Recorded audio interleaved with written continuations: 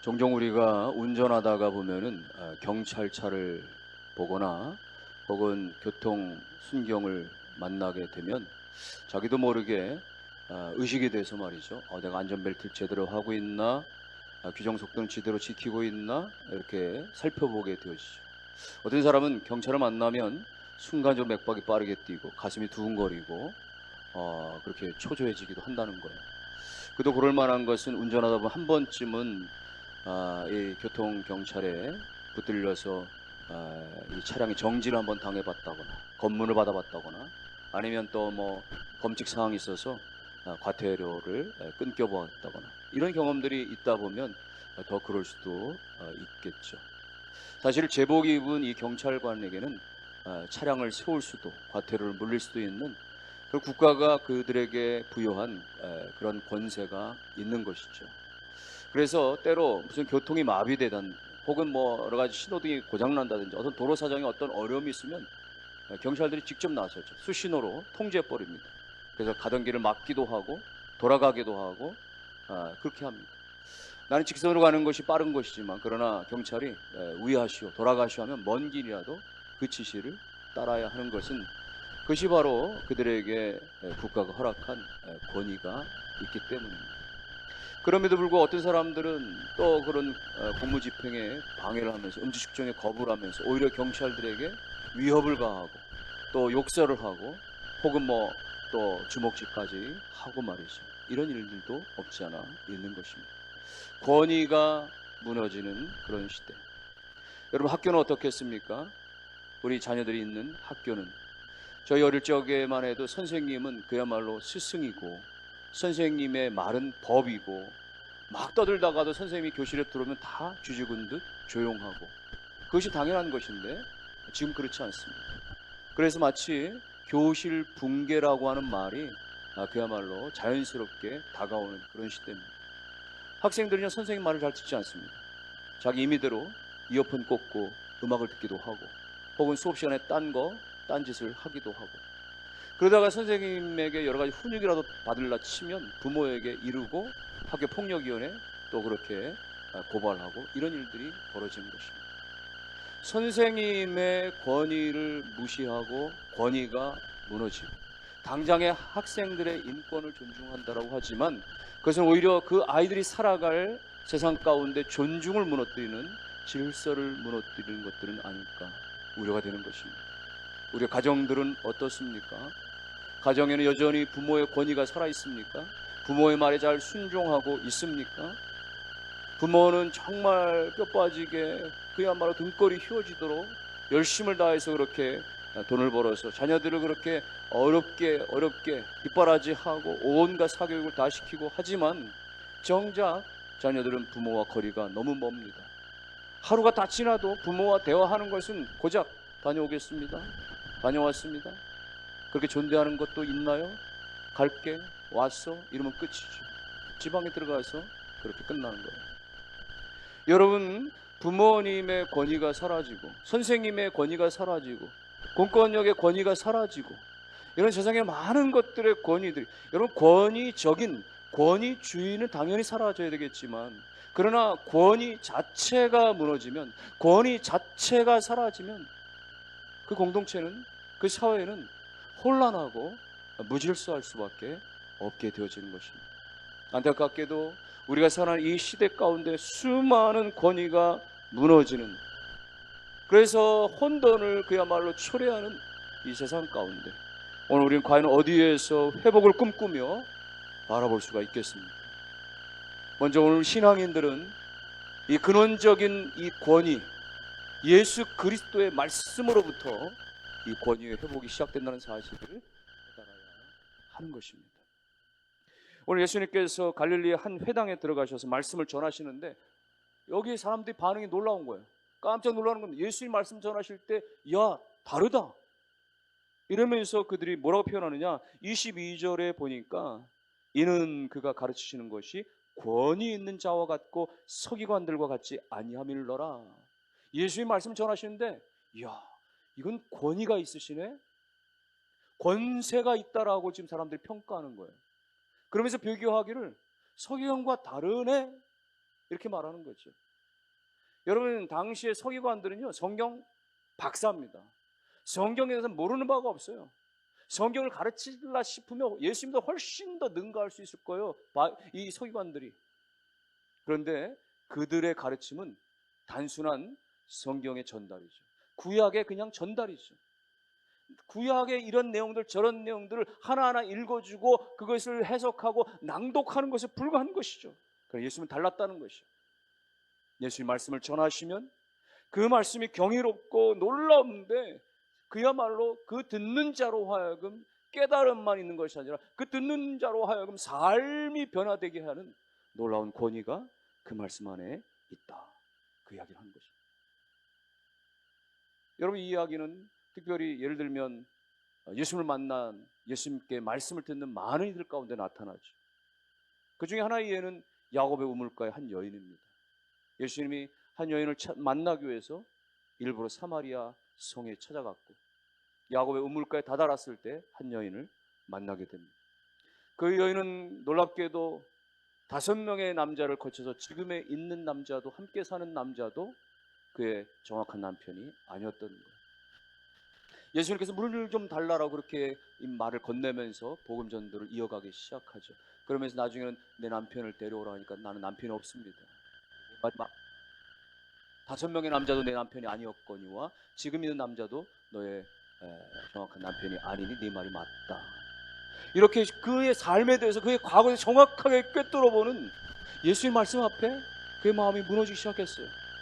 자신을 온전히 꿰뚫고 있는, 자신의 모든 삶을 알고 계시는 그분 앞에서 야, 이분은 평범한 사람이 아니구나, 이분은 놀라운 선지자와도 같은 분이구나, 이런 사실이 깨달아지면서 마음이 열려지기 시작합니다. 마침내 예수님께서 내가 주는 물은 먹고 금방 다시 목마를 수 있지만 내가 주는 물은 영생하도록 샘솟는 그런 영원한 샘물이 될 것이다 라고 주님께서 복음을 전하실 때 그의 마음이 완전히 변화가 되기 시작합니다. 그러면서 오직 예수 안에서만 참된 변화, 참된 놀라운 능력이 있다는 것을 깨닫게 되어지고 내가 정말 내 인생의 가장 그 갈급한 그 영혼의 구세주를 이제야 내가 만났구나 깨달음이 오면서 그는 물동이를 던져버리고는 마을로 들어가서 여러분요, 내가 예수를 만났습니다. 메시아를 만났습니다.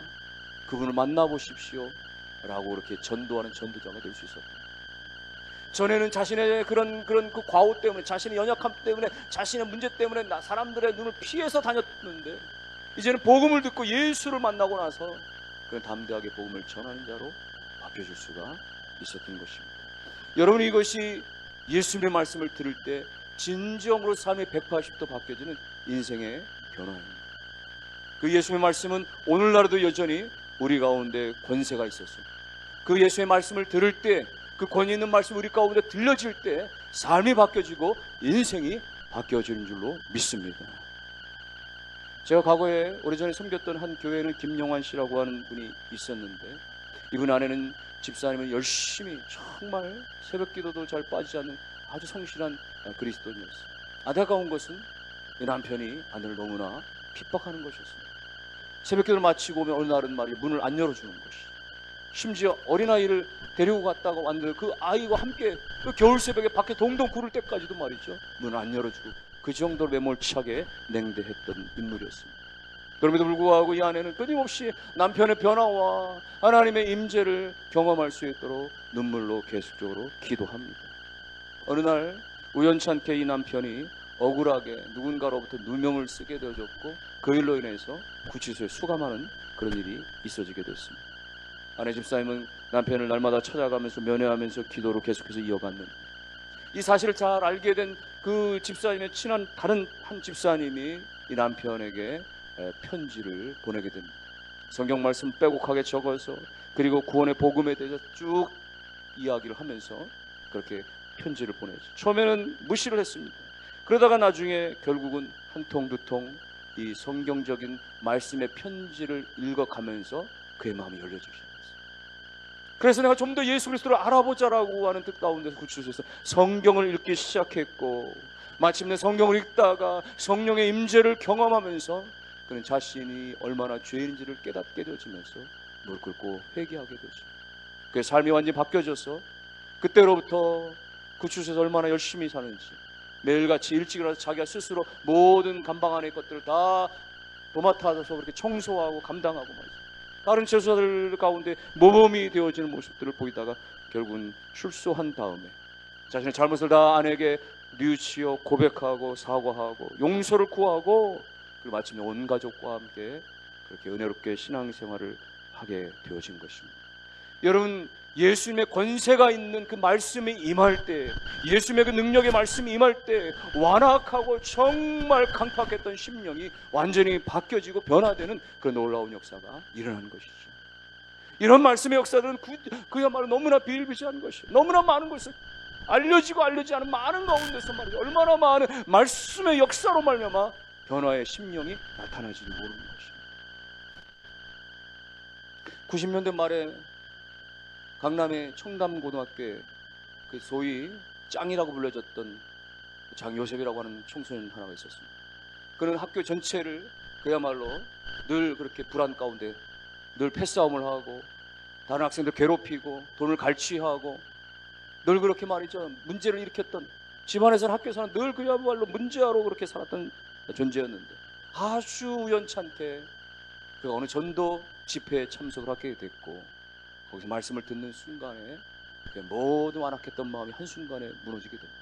자신이 얼마나 크나큰 죄인이라는 사실을 깨닫게 되어지면서 자신의 모든 죄를 예수 그리스도께서 십자가로 말미암아 다 사해 주셨다는 그 복음 앞에서 그가 완전히 무너지고 그가 회개하고 거듭나게 됩니다. 그리고는 그가 학교에 돌아와서 자기가 그렇게 괴롭혔던 친구 앞에 무릎을 꿇고 사과를 하고 빼앗았던 것들을 다 돌려주고 그리고 다른 반에 가서 이 반에 가서 저 반에 가서 내가 달라졌다라고 예수 그리스도가 나를 변화시켰다라고 그렇게 간증하면서 처음에는 학생들이 저 친구는 남들을 그렇게 못 살고 만날 그렇게 욕설을 입에 달고 살던 폭력을 일삼았던 친구인데 믿지 못했지만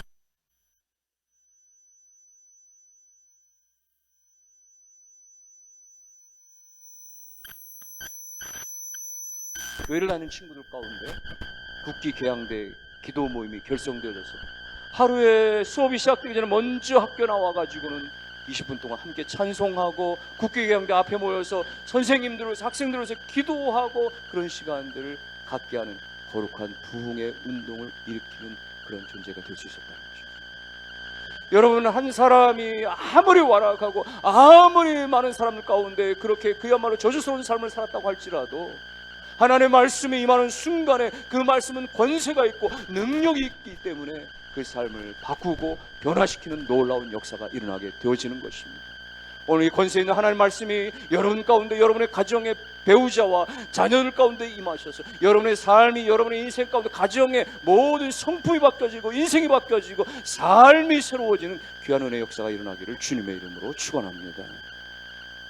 오늘 예수님께서 이렇게 회당에서 복음을 전하시면서 말씀을 가르치실 때 공교롭게 거기에는 한 환자가 있었습니다. 다름 아닌 귀신의 역사로 말미암아서 대굴대굴 구르는 말, 때로는 자기도 제어하지 못해서 불 가운데 뛰어들고 물 가운데 뛰어들만 너무나 고통스러움에 그 고통을 호소하는 한 사람이 있었죠. 여러분, 이것은 어떤 그런 의학적으로 어떤 그런 약으로 치료될 대상이 아니었습니다. 상담을 좀 통해서 고쳐질 대상이 아니었던 것이죠. 그래서 영적인 괴롭힘을 당하는 존재였기 때문에 예수님께서 말씀으로 명령하십니다. 잠잠하라. 그 악귀를 향해서 잠잠하라. 그에게서 나갈지어다 라고 주님께서 명령하시니까 곧바로 귀신이 그 몸에서 떠나가는 거예요. 심한 경련을 일으키면서 그 사람이 다시 온전히 회복이 되어졌다라고 성경은 이렇게 말씀하고 있습니다. 여러분, 오늘 우리가 살아가는 이 시대 가운데에 뭐 귀신 들립니다 라고 단적으로 우리가 그렇게 다 말하기는 어렵지만은 그러나 악한 영들이 우리 시대 가운데 많은 사람들 가운데 괴롭히고 힘들게 하고 영적인 질환 가운데 시달리게 만든다는 사실에 대해서 부인할 수는 없는 것이에요.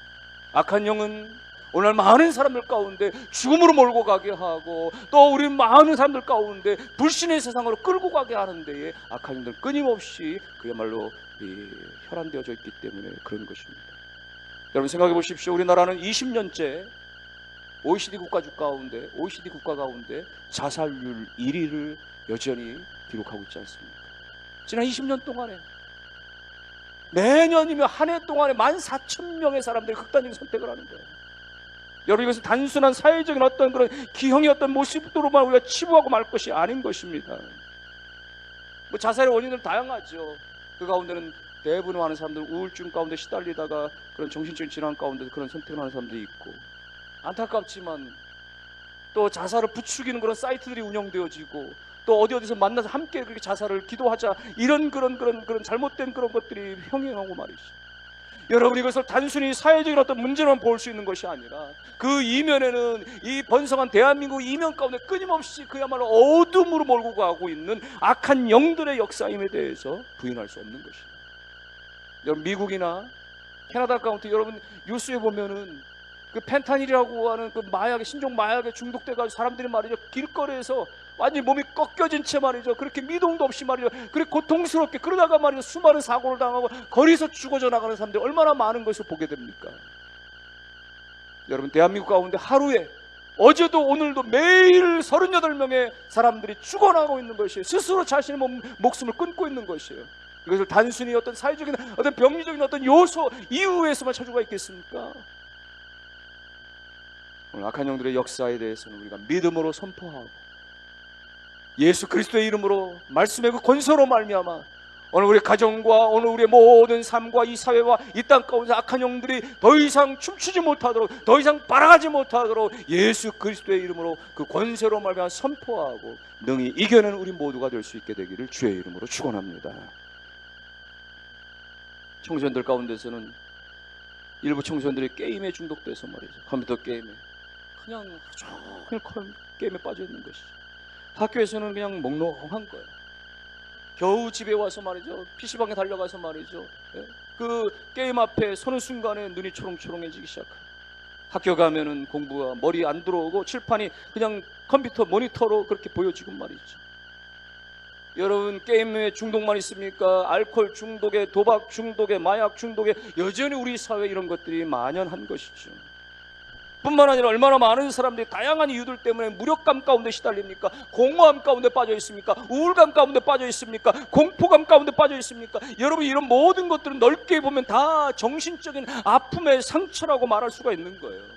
여러분, 이것은 어떤 교육을 받는다고 해서, 어떤 심리 상담을 받는다고 해서, 약을 복용한다고 해서 다 치료되어지는 것이 아니라 오직 생명의 말씀, 구원의 말씀, 예수 그리스도의 말씀이 그들 가운데 들려지고 임하여질 때에 그 병든 마음과 몸과 모든 상처들이 치유되어지고 회복되어지게 되는 것입니다.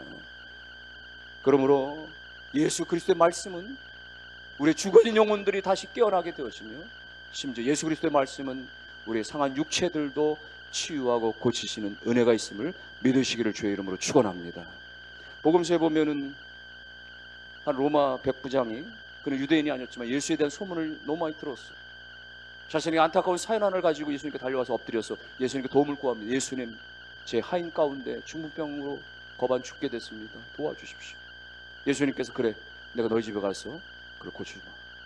그때 이 백부장이 하는 말이, 예수님, 주님이 저희 집에 오는 것에 감당할 길이 없습니다. 그냥 주님 말씀만 해주세요.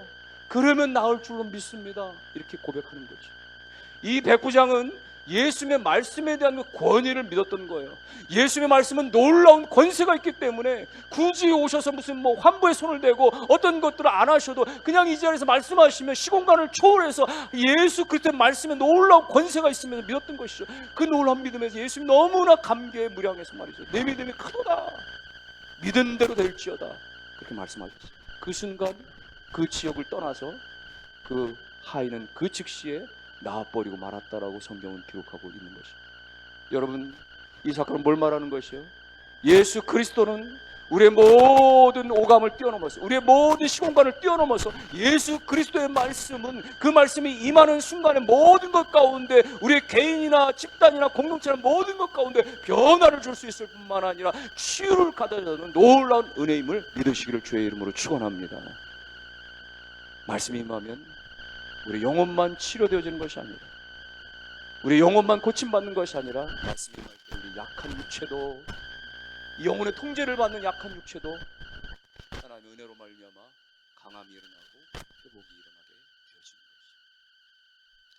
한 번은 미국의 존스 홉킨스 병원에서 말이죠, 놀라운 흥미로운 연구 결과 하나를 발표한 적이 있었는데, 여러 가지 각색 질병을 겪는 사람들의 가운데 환자들에게 의학적인 치료를 하면서 의료적인 치료를 하면서 뭘 하나 병행했냐면 그들 가운데 성경을 읽게 했다는 것입니다. 성경을 꾸준히 읽게 하면서 그렇지 않은 사람들과 비교해봤더니 말이죠, 치료를 받으면서 성경을 계속해서 꾸준히 읽는 사람들의 회복 속도가 훨씬 더 빠른 것을 볼 수 있었다는 거예요. 이 연구 결과를 토대로 의사들이 말하는 것은 성경 말씀이 환자의 마음 가운데에 평안을 가져다 주고, 그래서 그들의 면역 체계를 강화시켜주면서 어떤 신체적인 어떤 그런 질병에도 그 치유를 일으키는 데 있어서 성경 말씀은 긍정적인 영향을 미친다, 이런 소개를 발표합니다.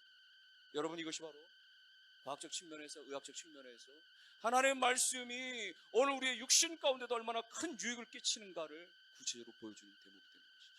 사랑하는 성도 여러분이요, 하나님의 말씀은 우리의 영혼을 치유할 뿐만 아니라 우리 연약한 육신마저도 강건하게 하심을 믿으시고, 여러분 가운데, 여러분 가정 가운데, 자녀들 가운데 이 충만한 은혜가 있으시기를 주의 이름으로 축원합니다. 여러분, 무엇보다도 오늘 이 회당에 나와서 이제 예수님 말씀 가운데 고침받은 환자를 기억하십시오. 그가 밖에 있었더라면, 예수님이 안 계신 곳에 있더라면 이런 은혜를 덧입을 수가 있었겠습니까? 그가 회당의 자리에 나와 있을 때에, 주의 말씀을 들을 때, 말씀을 듣는 그 은혜의 자리가 있었을 때에 놀라운 일이 일어날 수가 있었던 것입니다. 오늘 그 회당 같은 것이 바로 오늘 우리 가운데 교회가 되어지는 거예요. 여러분요, 세미나 강연장에 가서 말이죠, 세상을 바꾸는 세바시 이런 강연에 감동받을 수 있죠. 오늘 우리 가운데 어떤 교훈 받을 수 있습니다. 유명한 콘서트장에 가서 말이죠, 대단한 말이죠, 그런 어떤 그런 그 그룹과 또 말이죠, 가수에 의해서 말이죠, 우리 마음 가운데 큰 어떤 그런 감흥을 일으킬 수 있습니다. 그러나 여러분, 그것들이 우리 가운데 진정한 기적을 가져다 주는 것이 아니고, 오늘 예배당에 나와서 우리가 하나님 앞에 엎드릴 때, 주님 앞에 나아갈 때 하나님 말씀이 우리의 심령에 들려지면 우리의 모든 상한 영혼들이 치유를 받으며, 우리의 상처난 마음들이 고침을 받으며, 우리의 육신까지도 하나님의 놀라운 역사로 말며 회복의 은혜가 일어나게 될 줄로 믿으시기를 주의 이름으로 축원합니다. 왜 그렇습니까? 히브리서 4장 12절 말씀 보니까 하나님의 말씀은 살아있고 활력이 있어 좌우에 날새었던 검보다도 예리하고 혼과 영과 및 관절과 골수를 찔러 쪼개기까지 하며 또 마음의 생각과 뜻을 판단한다. 하나님 말씀은 살아있기 때문에, 하나님 말씀은 활력이 있기 때문에, 하나님 말씀은 엄청난 놀라운 능력이 있기 때문에 모든 것들을 쪼개고도 나옴이 있는데 말이죠, 특별히 오늘 우리의 마음이나 생각을 다 그렇게 판단하신다, 감찰하신단 말이죠. 여러분요, 하나님 말씀이 우리의 모든 육신의 상처, 오늘 마음의 상처를 다 씻으시고 다 고치시고 회복시키시는 것이죠. 여러분, 환자가 왜 수술실에 들어갑니까? 그 번쩍번쩍하는 말이죠, 무시무시한 말, 칼을 들이대는 그 수술실에 왜 들어가서 수술 받아요? 살기 위해서 들어가는 것입니다. 오늘 우리의 영혼의 질병이자 우리의 모든 마음의 질병이자 마음의 상처와 모든 육신의 아픔까지도 가지고 우리가 예수 그리스도 앞에 나아갈 때, 그리스도 앞에 나아갈 때 말씀이 우리 가운데 그야말로 살아서 역사되어져서 말이죠, 찔러 쪼개기까지 하는 놀라운 이 말씀으로 말미암아 때로 우리의 죄악된 부분이 다 도려내어지고 죽어졌던 부분이 다 깨끗해지고 말이죠, 그래서 우리 안에 새로운 살이, 새로운 생명의 삶이 다시 돋아나게 하는 놀라운 축복의 역사, 여러분과 가정 가운데 넘치시기를 주님의 이름으로 축원합니다. 결론의 말씀드립니다. 우리가 어떤 낯선 도시에 가면은 길을 찾기가 쉽지 않을 때 지도가 있으면, 내비게이션이 있으면, 아니 그 현지를 잘 아는 어떤 그런 가이드가 있으면 얼마나 쉽게 찾아갈 수 있겠어요. 그러나 여러분, 우리가 낯선 길인데도 불구하고 지도를 무시하고 가이드를 무시하면 어떻게 됩니까? 결국은 미궁에 빠지는 거예요. 결국엔 길을 잃어버릴 수밖에 없는 거예요. 여러분, 우리 인생 가운데 최고의 지도이자 우리 인생 가운데 최고의 인생의 가이드는 바로 예수 그리스도이신 것입니다. 예수 그리스도의 말씀이 오늘 우리 가운데 그야말로 진리가 되어져서 우리 앞길에 길을 비춰줘서 말이죠, 우리 가는 길에 한 걸음 한 걸음 이 어두운 인생일 가운데 길을 밝혀주는 유일한 도구가 바로, 유일한 길잡이가 바로 예수 그리스도의 말씀인 줄로 믿습니다. 그럼 날마다 말씀을 들으십시오. 예배 자리에 나와서 주의 말씀을 들으십시오. 나와야, 들어야 거기서부터 은혜는, 거기서부터 기적은 시작이 되어집니다. 여러분 집에서 있으면서 하루를 보내면서 성경을 펼치십시오. 성경의 눈을 갖다 대십시오. 입술을 여십시오. 낭독하십시오. 읽으십시오. 그 말씀을 또 읽고 또 읽으면서 10분 동안, 20분 동안, 30분 동안 그 한 달락의 말씀 가운데 여러분 묵상을 해보십시오. 그때 하나님 말씀이 섬광처럼 내 가슴 가운데 다가올 때 그 말씀은 깨달음 정도가 아니라 내 삶을 뒤집어 놓는, 내 인생을 바꿔놓는, 내 영혼과 육신을 완전히 새롭게 만들어주는 놀라운 능력이 되어지게 되는 것입니다. 이 말씀 생활이 이번 한 주간에 여러분 가운데 매일같이 있어졌습니다. 말씀이 여러분을 어떻게 인도해 가시는지, 말씀이 여러분 가운데 어떻게 삶을 조금씩 변화시켜 가는지, 말씀이 여러분 가운데 얼마나 회복을 주시고 여러분을 치유시켜 가는지를 순간순간 경험하는 축복이 다 있으시기를 주의 이름으로 축원합니다.